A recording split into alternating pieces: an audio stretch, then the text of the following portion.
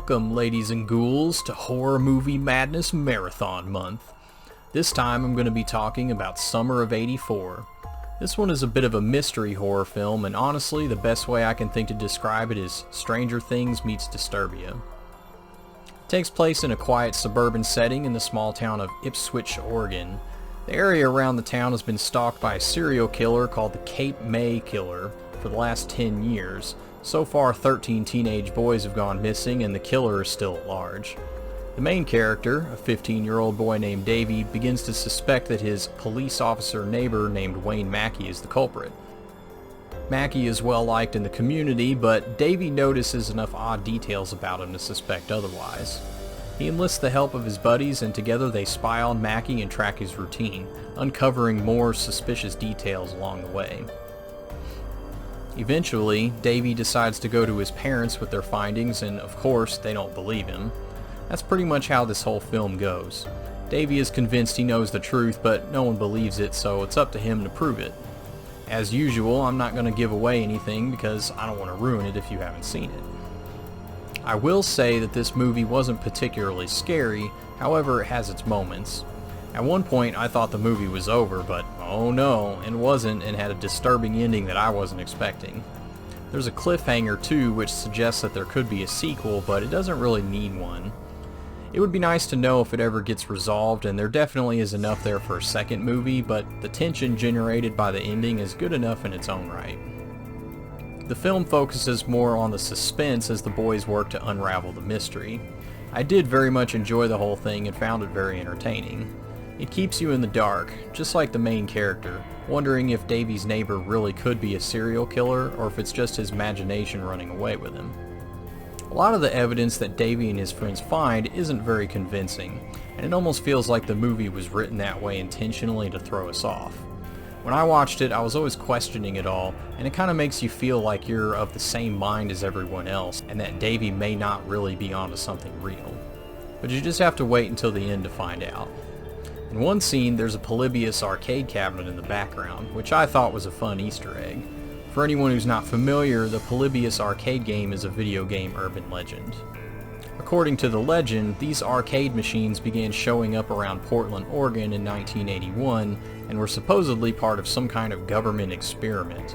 The game was supposed to be highly addictive and induced psychoactive effects on whoever played it, to the point that they experienced insomnia, amnesia, and hallucinations. Periodically, men in black would show up to extract data from the machines until the cabinets disappeared shortly after their appearance.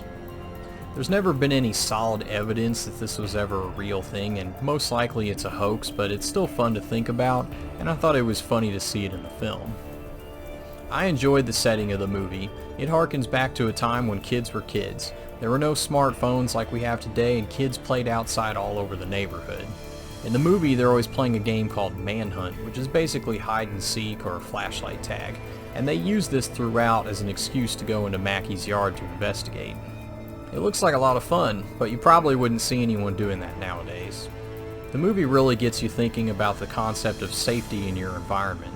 In this case, it's about the possibility of a serial killer being your neighbor, which is a very unsettling and real threat at that. It makes you think, could one of my neighbors be someone like that?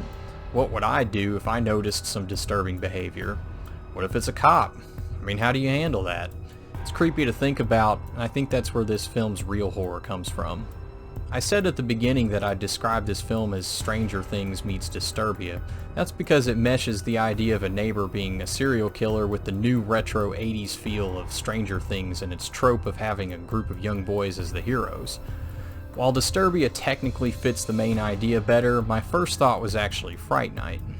That's because Davey is really into conspiracy theories and urban legends, which is what allows him to see warning signs that others in the neighborhood don't.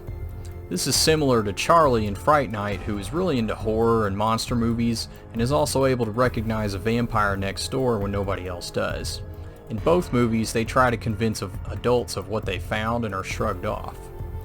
Plus, a vampire could almost be considered a form of serial killer. Definitely a repeat killer at the very least. They kill for food, but it's not unfounded to assume that they may torture or play with their victims sometimes. And they can have a preferred profile of their victims too, and all this is why Fright Night came to mind first. Either way, both movies have similar characteristics which are mirrored in Summer of '84. Despite these similarities, I didn't feel like this was a rehashing or anything. The film felt like its own thing, and I thought it was well done. It was enjoyable, creepy and suspenseful, and I definitely recommend it. So thank you for joining me, and be sure to come back for more movie reviews on Horror Movie Madness Marathon Month. Happy Halloween!